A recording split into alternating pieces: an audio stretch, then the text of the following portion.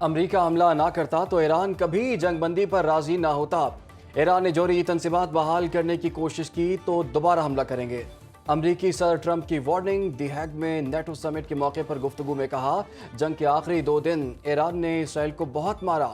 ایرانی بیلسٹک میزائلوں سے بہت سی اسرائیلی عمارتیں کھنڈر بن گئی۔ ایران اسرائیل سیز فائر پر اچھے سے عمل ہو رہا ہے۔ جنگ بندی کرانا اعزاز کی بات ہے۔ میرے کہنے پر اسرائیلی طیارے واپس گئے۔ ایران کو کسی صورت جوہری صلاحیت کی اجازت نہیں دی جا سکتی۔ ہم نے 30 منزل نیچے بنائی گئی سائٹس کو تباہ کیا۔ فردو جوہری پلانٹ پر اب تباہی کے سوا کچھ نہیں۔ تہران اب طویل عرصے تک ایٹمی مواد نہیں بنا سکے گا۔ غزہ کی صورتحال پر جلد بڑی پیش رفت ہو رہی ہے۔ ایران کی جوہری صلاحیت ختم ہوئی یا نہیں؟ امریکی میڈیا اور ٹرمپ انتظامیہ آمنے سامنے۔ امریکی میڈیا نے انٹیلیجنس رپورٹ کے حوالے سے دعویٰ کیا، ایران کی جوہری تنصیبات مکمل طور پر تباہ نہیں ہوئیں۔ ایران کے پاس سینیٹری فیوجز بڑی حد تک مؤثر ہیں۔ ایران کی 3 جوہری تنصیبات پر حملوں سے اسے صرف چند ماہ کے لیے پیچھے دھکیلا جا سکا۔ ڈونلڈ ٹرمپ کی امریکی میڈیا رپورٹس کی سختی سے تردید۔ ٹرمپ نے خبروں کو جعلی قرار دے دیا، کہا ایران میں نیوکلیئر سائٹس مکمل طور پر تباہ ہو چکی۔ CNN، نیو یارک ٹائمز اور MSNBC جھوٹی خبریں دیتے ہیں۔ FBI نے ایران پر امریکی حملوں کی خفیہ رپورٹس لیک ہونے کی تحقیقات شروع کر دی۔ خفیہ رپورٹ کے مطابق ایرانی جوہری تنصیبات کو زیادہ نقصان نہیں پہنچا۔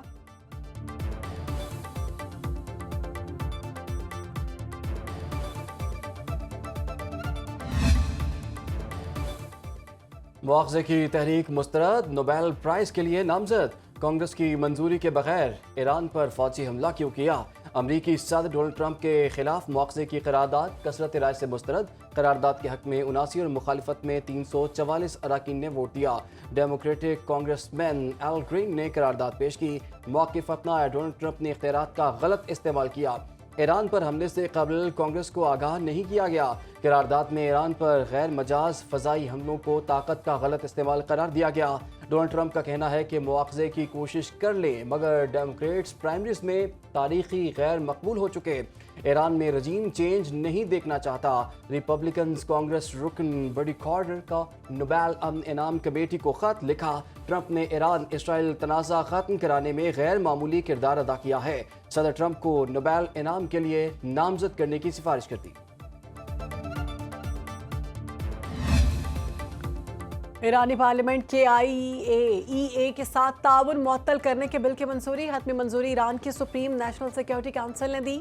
ایرانی میڈیا کے مطابق پارلیمانی کمیٹی نے امریکی حملے اور اسرائیلی جارحیت کا جائزہ لینے کے بعد بل منظور کیا۔ پارلیمان کی قومی سلامتی اور خارجہ پالیسی کمیٹی کے ترجمان ابراہیم رضائی نے تصدیق کر دی۔ بل کے تحت عالمی ایجنسی کو گارنٹی نہیں دی جائے گی۔ جوہری سائٹس پر کیمروں کی تنصیب نہ کرنے کا آپشن زیر غور۔ انسپیکشن کے لیے عالمی ادارے کے انسپیکٹرز کو اجازت نہ دینے کا امکان۔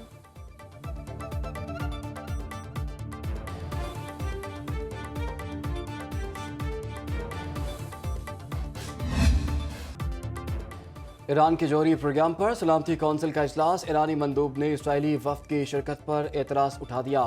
خطاب میں کہا کہ ایران کے جوہری پروگرام پر حملہ اقوام متحدہ کی قراردادوں کی خلاف ورزی ہے۔ منظور شدہ نیوکلیئر پروگرام پر حملہ عالمی قوانین کی خلاف ورزی ہے۔ سلامتی کونسل کی طرف سے ایران پر جارحیت کی مذمت نہ کرنے پر مایوسی ہوئی۔ امریکی مندوب ڈاٹھیشیا نے کہا کہ صدر ڈونلڈ ٹرمپ نے واضح طور پر دہرایا، اب ایران کے لیے امن کا وقت ہے۔ تمام مسائل کو سفارتی سطح پر حل کرنا ہوگا۔ ڈونلڈ ٹرمپ نے اسرائیل اور ایران میں سیز فائر کرایا۔ قیام امن کے لیے اس موقع سے فائدہ اٹھانا چاہیے۔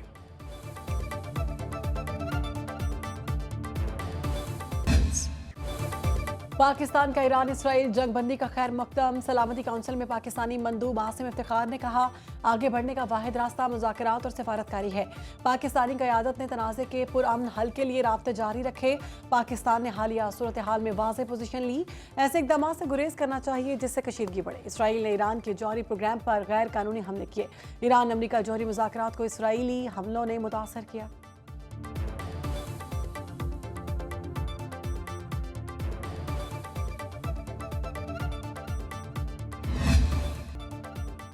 ایران نے اسرائیل کے لیے جاسوسی کرنے والے مزید 3 افراد کو پھانسی دے دی۔ عدالت کے مطابق تینوں مجرم ایران کی حساس معلومات اسرائیل کو دینے کے مرتکب پائے گئے۔ عدالتی فیصلے کے بعد ادریس علی، آزاد شزوئی اور رسول احمد کو پھانسی دی گئی۔ میڈیا رپورٹس کے مطابق ایران میں 12 روزہ جنگ کے دوران اسرائیل کے ساتھ تعلقات کے الزام میں 700 افراد کو گرفتار کیا گیا۔ اسرائیلی جارحیت کے دوران ایران کے 610 شہری شہید اور 4700 سے زائد زخمی ہوئے۔ اسرائیل کا 12 روزہ جنگ میں اپنے 28 شہریوں کی ہلاکت کا اعتراف۔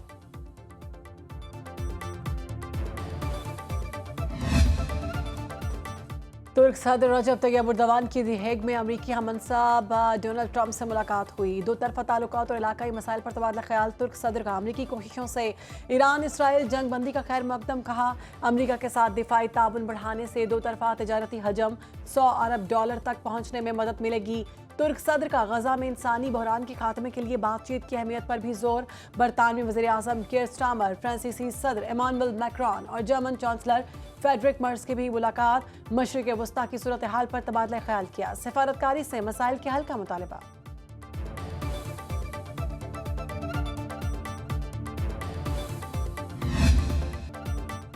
شہداء کے احسان کا بدلہ کبھی نہیں چکا سکتے، ان کا خون قومی قوت کی بنیاد ہے۔ فیلڈ مارشل سید عاصم منیر کی جنوبی وزیرستان میں شہید میجر معیز عباس کی نماز جنازہ کے موقع پر گفتگو۔ ISPR کے مطابق فیلڈ مارشل سید عاصم منیر نے کہا، ہم شہداء کے قرض دار ہیں۔ میجر معیز عباس بہادری سے لڑتے ہوئے شہید ہوئے۔ انہوں نے فرض کی ادائیگی کے دوران اپنی جان قربان کی۔ پاک فوج کے شہداء نے بہادری، قربانی اور حب الوطنی کی بلند روایات قائم کی۔ قوم شہید کے لواحقین کے ساتھ کھڑی ہے اور دفاع وطن کے لیے ان کی قربانی کو سلام پیش کرتی ہے۔ بھارتی سپانسرڈ فتنہ الخوارج سے جھڑپ میں شہید میجر معیز عباس کی نماز جنازہ چکلالہ گیریزن راولپنڈی میں ادا کی گئی۔ فیلڈ مارشل سید عاصم منیر، وزیر داخلہ محسن نقوی اور اعلیٰ فوجی حکام کی شرکت۔ شہید کا جسد خاکی پورے فوجی اعزاز کے ساتھ تدفین کے لیے آبائی علاقے روانہ۔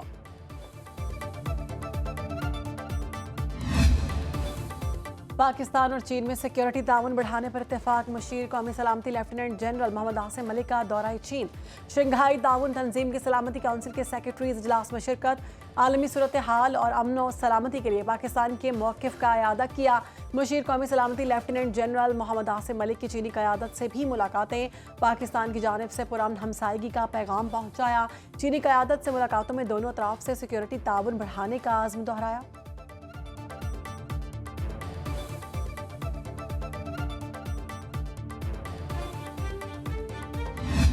وزارت انسانی حقوق کے پاس یا وزیر انسانی حقوق یا سیکرٹری انسانی حقوق کے پاس اربوں روپے کی کرپشن کے کیسز کی سزا معطل کرنے کا اختیار ہوتا، میں جواب دہ تھا۔ میرے پاس ایسا کوئی اختیار نہیں ہے، میں ایک ہمبل آدمی ہوں۔ سر، یہ قانون کی بات ہے، قانون کی بات ہے، قانون کے مطابق بات کرے۔ فوجی تنصیبات پر حملوں سے بننے والے انسداد دہشت گردی کیسز معاف کرانے کا اختیار میرے پاس نہیں۔ وزیر قانون کی قومی اسمبلی میں تقریر کے دوران اپوزیشن کا احتجاج۔ اعظم نذیر تارڑ نے کہا کہ اپوزیشن تنقید کے ساتھ ساتھ دوسروں کو سننے کا حوصلہ بھی رکھے۔ قائمہ کمیٹیاں کیسز ختم کرانے کے لیے بنائی گئی، نہ ہی جیلوں میں اضافی سہولیات لینے کے لیے۔ قائمہ کمیٹی کے پاس پولیس تفتیش کا اختیار نہیں۔ اپوزیشن لیڈر عمر ایوب نے کہا کہ اسمبلی میں قوانین کو بری طرح روندا جا رہا ہے۔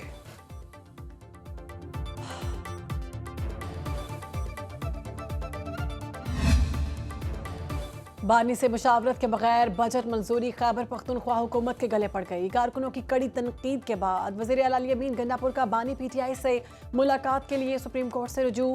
جسٹس منصور علی شاہ کی سربراہی میں 2 رکنی بینچ کے سامنے پیش۔ بجٹ اجلاس کی وجہ سے بانی PTI سے فوری ملاقات کا حکم دینے کی درخواست۔ جسٹس منصور علی شاہ کا رجسٹرار آفس سے رجوع کرنے کا مشورہ۔ ریمارکس دیے، آپ نے غلط دروازہ کھٹکھٹایا، جوڈیشل سائٹ پر ہم کچھ نہیں کر سکتے، چیف جسٹس آف پاکستان سے درخواست کر لیں۔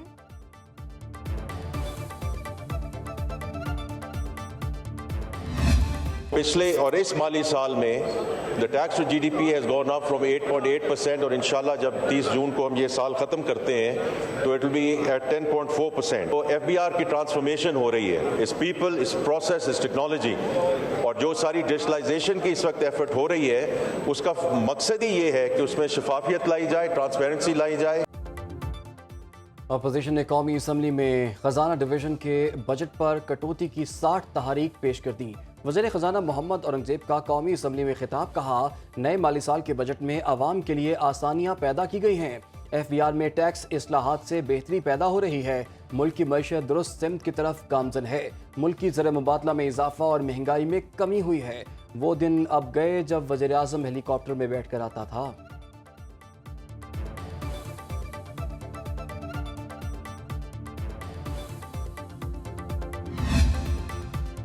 وزیر اعلیٰ مریم نواز سے اسپیکر پنجاب اسمبلی کی ملاقات۔ مریم نواز کے بجٹ اجلاس کے کامیاب انعقاد پر ملک محمد احمد خان کو مبارکباد۔ اسپیکر پنجاب اسمبلی کا عوامی و فلاحی بجٹ پیش کرنے پر مریم نواز سے اظہار تشکر۔ وزیر اعلیٰ پنجاب نے کہا تعلیم، صحت اور ڈیولپمنٹ کے لیے سب سے زیادہ فنڈز مختص کرنے کا ریکارڈ قائم کیا۔ گڈ گورننس کے اہداف کو ہر صورت پورا کیا جائے گا۔ صوبہ بھر میں یکساں ترقیاتی کام کر رہے ہیں۔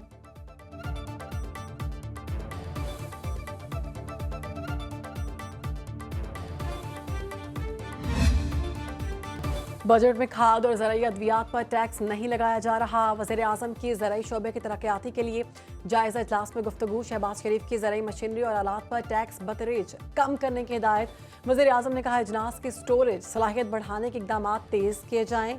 زرعی اصلاحات سے ملکی معیشت کو مزید فروغ ملے گا، فی ایکڑ پیداوار میں اضافہ اور لاگت میں کمی آئے گی۔ سب سے زیادہ فائدہ کسانوں کو ہوگا۔ ذرائع کے مطابق حکومت کا امریکہ، جرمنی، فرانس، برطانیہ، جاپان اور چین کی درآمدات پر ٹیرف نہ بڑھانے کا فیصلہ۔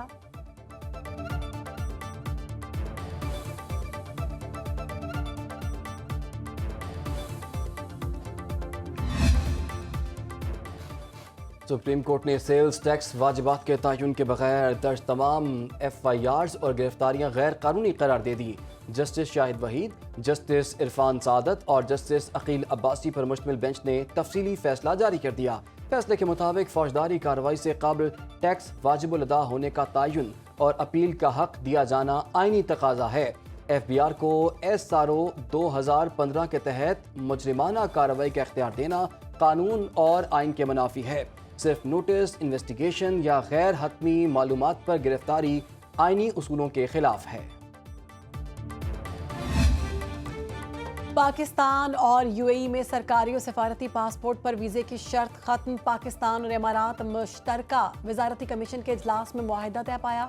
نائب وزیر اعظم اسحاق ڈار اور ان کے اماراتی ہم منصب شیخ عبداللہ بن زید کی شرکت۔ اجلاس میں تجارت، سرمایہ کاری، توانائی، انفراسٹرکچر اور آئی ٹی سمیت مختلف شعبوں میں پیش رفت کا تفصیلی جائزہ۔ مصنوعی ذہانت اور ڈیجیٹل معیشت میں تعاون اور مشترکہ سرمایہ کاری کے فروغ پر اتفاق۔ اسحاق ڈار نے پیش رفت کو پاکستان اور یو اے ای کے درمیان گہرے سفارتی، تجارتی اور اقتصادی روابط کا مظہر قرار دے دیا۔ نائب وزیر اعظم دورہ یو اے ای مکمل کر کے وطن واپس پہنچ گئے۔ وفاقی وزیر داخلہ محسن نقوی کی زیر صدارت محرم الحرام سے متعلق اہم اجلاس۔ اسلام آباد میں سیکیورٹی اور دیگر انتظامات کا تفصیلی جائزہ۔ وزیر داخلہ کا جلوسوں اور مجالس کے داخلی اور خارجی راستوں کی سخت چیکنگ کا حکم۔ اجلاس میں بریفنگ دی گئی۔ تمام امام بارگاہوں، مجالس اور جلوسوں کے مقامات کی جیو ٹیگنگ اور سیکیورٹی آڈٹ مکمل۔ سیف سٹی میں مرکزی کنٹرول روم قائم کر دیا گیا۔ محسن نقوی نے کہا کہ امن و امان برقرار رکھنے کے لیے ضابطۂ اخلاق کی پابندی کو یقینی بنایا جائے۔